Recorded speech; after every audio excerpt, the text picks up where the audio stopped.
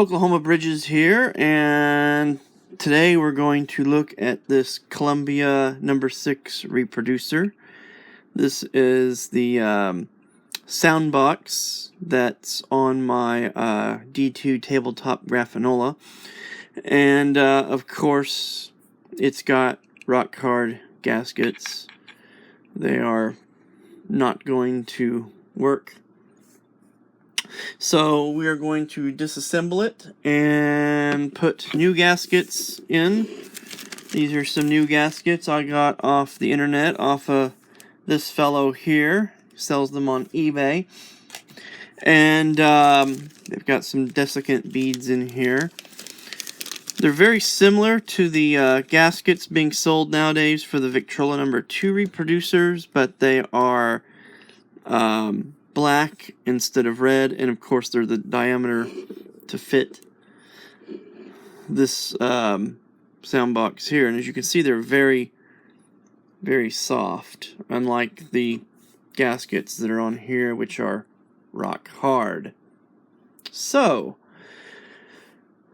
to begin with, let's make sure that this bezel ring is going to unscrew. And I've been doing a little bit of measuring here, and I've come up with a distance of about 2 3/16 of an inch.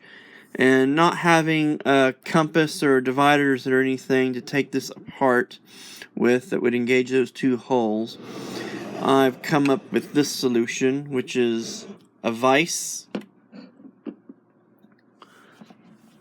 and some pins here. And let me sort of turn this so you can see what's going to go on here. I've got the pins sticking out further, far enough that they're going to engage those holes without the needle bar here touching the vise. So engage one there and one there. And let's see. Okay, that's unscrewing real nice.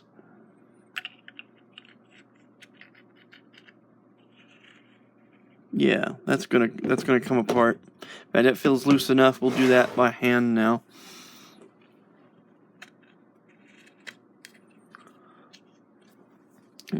Come back down in close here. Okay. Now, I'm not going to be able to do that for very long because we're going to run into the bottom end of the needle bar. So let's take the needle bar out. And I don't have a small wrench that will fit that. So I'm going to very carefully use a pair of pliers here and back the nut off. And I'm just going to pick one side and back that one side off because the needle bar is nice and centered.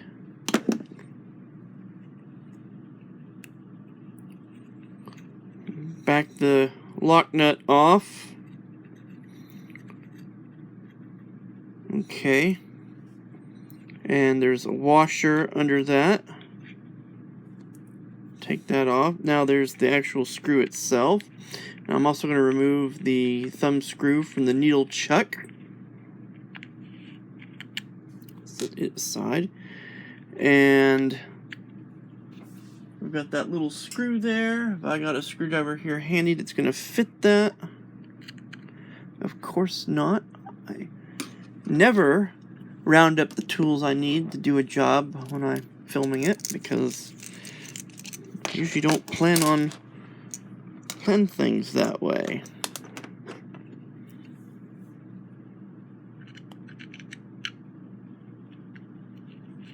Look at that. You see that unscrewing just by hand like that?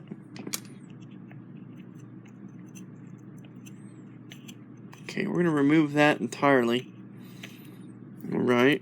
Now my hope is that that's going to be free enough that once I get the bezel here unscrewed,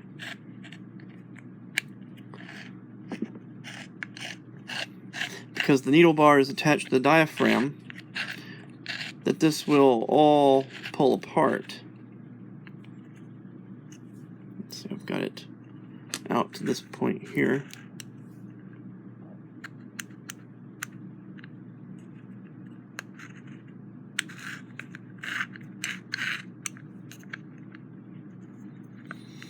And that way I can take this apart. There's enough play there for all that to happen.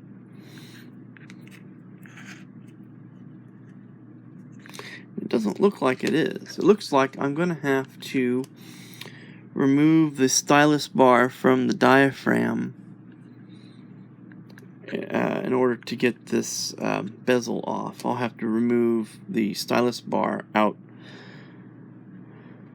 of the bottom of the reproducer because it is bottoming out on the body here, as you can see. I was hoping there'd be enough room that it would clear. Actually, I think it will. It looks like the gasket is still stuck to the bezel and spinning with the bezel. And that's why it's not... There we go. Did you see this here? I'm breaking the gasket loose without... There we are. That's what we want.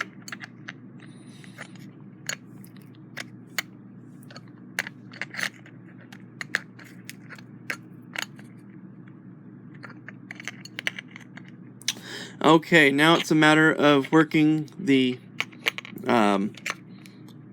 gasket out, and I don't think this gasket is made like the new one is. I think this is a gasket that's got a groove in it. Let's very carefully without... Yeah, see what's going on here.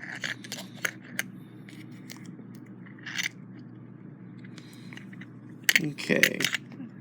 The gasket's not as hard as it appears, but I'm ripping the gasket now into two halves, like this. This is going to become quite fun here, and this is what I'm hoping to be able to do, is to work the stylus bar out of the body.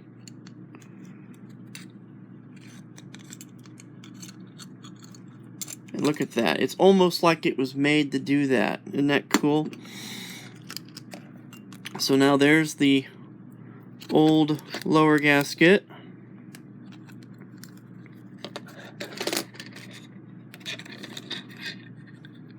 There's the old upper gasket. There's the diaphragm and stylus bar. And there's the bezel ring. So now we can clean these parts up a little bit here. A lot of nice dust inside there.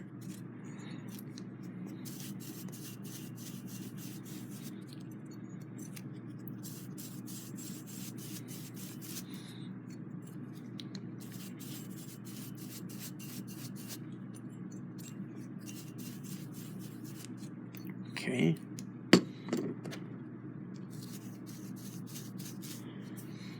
Don't need to scrape anything on there.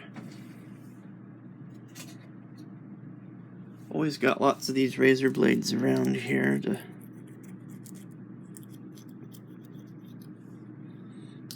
do this kind of thing.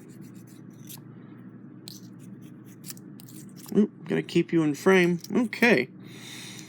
That looks to be pretty good.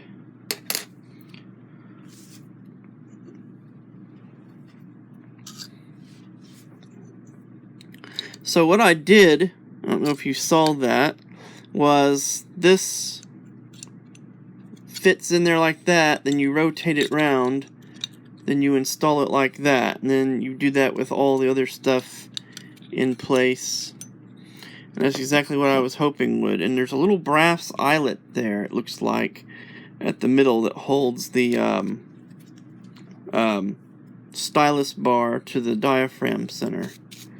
And I'm just going to gently clean the diaphragm off. And the reproducer, I'm not going to do any more cleaning on it. This is pretty clean. This was a pretty clean machine this came off of. But a little bit of stuff. Make sure the gaskets are clean. Put the new gasket in there. Like that.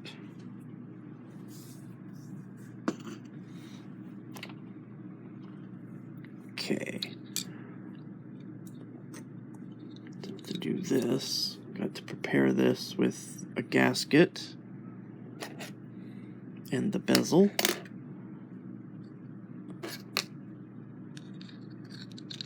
Like that. Okay.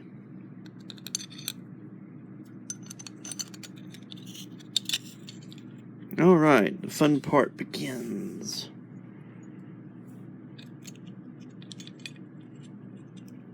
Get the diaphragm. You want the diaphragm to be centered. You don't want it to touch the edges of the body of the reproducer at any place. And then get the new top gasket down in place. Like that. Go ahead and get the bezel started. It's real easy to cross thread these. It's a bit like the back of a it's a bit like a watch case, putting one of these on, because you can cross thread them real easy. So sometimes I like to turn them backwards until I hear it click, because I know I've found the starting thread again.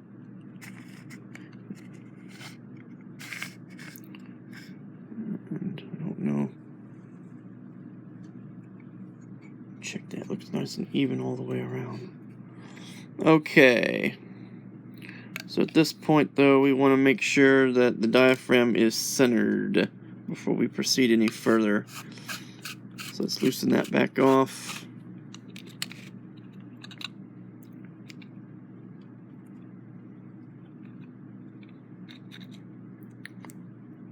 Let's find out where the limits are.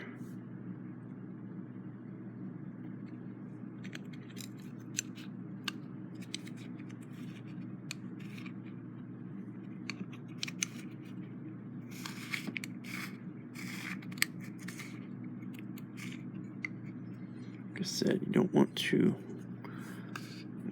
cross thread anything. Putting this back in.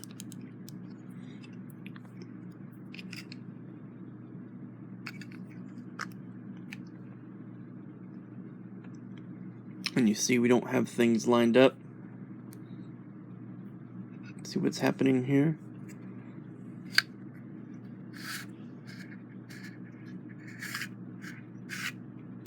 So let's leave that loose. Let's get the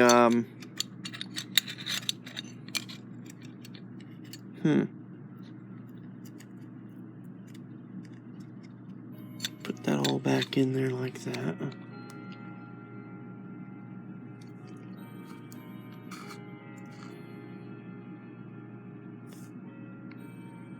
Yeah, we do not want to cross thread this ring. Want to get the ring started though. We do not want it cross threaded. It's important. That's why this is a very deceptively looking, simple looking reproducer to rebuild. But because the way this is, because I don't have the, okay, that looks even, and it looks like I have it just down far enough that it's started. So I'm going to put this other pivot pin back in.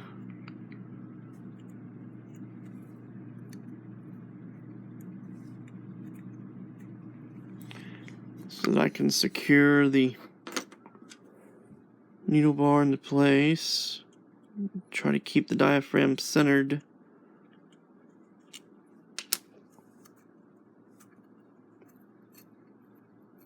Okay.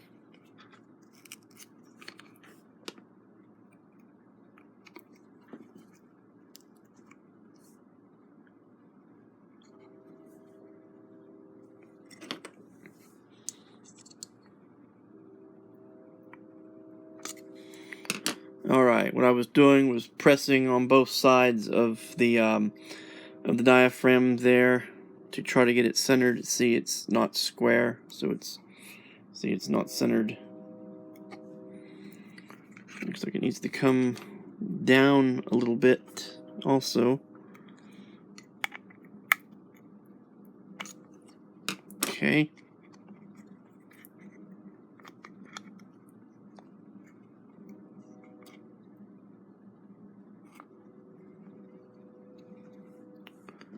So this is probably the most difficult part of this, is the reassembly with new gaskets. Trying to keep the diaphragm centered.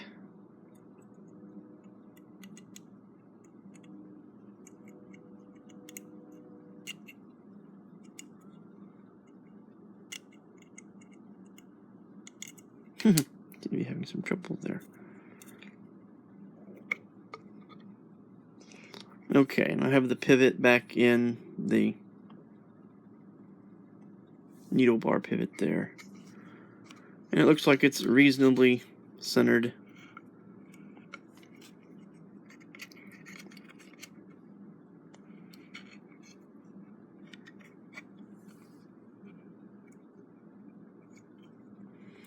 Okay, all that remains now is to finish snugging this bezel up. You don't want to get too tight, or else you'll basically have the same effect that you had with the old gaskets, but you don't want it to be too loose.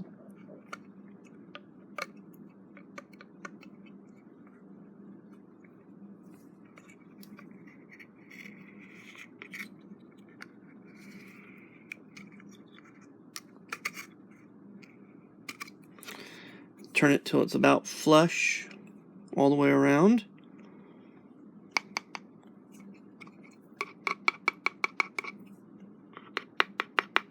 Okay, now we need to adjust this. And to do that, I'm going to put that bit actually in the screwdriver instead of doing that by hand. I think it was this one here.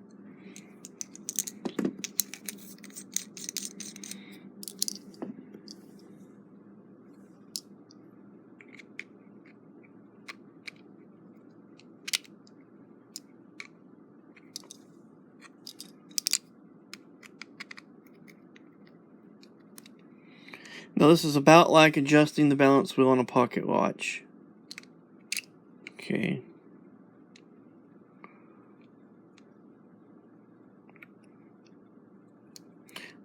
Turning this very carefully, feeling for when it gets just snug. Because you don't want this to be too loose and you don't want it to be too tight. You want it to be just snug enough that if you go from a hot room to a cold room, as the temperature changes and the expansions and contractions occur, you know, things are going to contract when it goes into a cold room. This might rattle. When you go to a warm room and this warms up and expands, then the rattle will go away. It's somewhat cool in here, but this thing has been handled so it's at body temperature. So when I set it down, when I'm done and it cools off, everything's going to shrink back and that joint's going to loosen up. So you very carefully turn that down until you feel it make contact and go just a little bit more, and that would be the correct point. If we did not have the stylus bar connected to the diaphragm and you could hear it, I'm not hear it, but you could move that back and forth, you would be able to feel it. How much the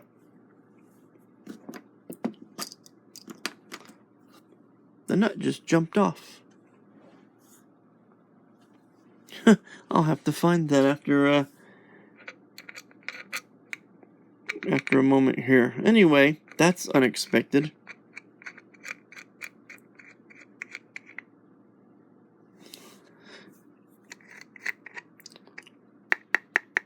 Well, I'll get the lock. I'll find the lock nut and put it on, and lock it up, and then that's the reproducer rebuilt. Just checking these magnetic bits here to see if I can find it, and then it's off to the Columbia machine to play a record.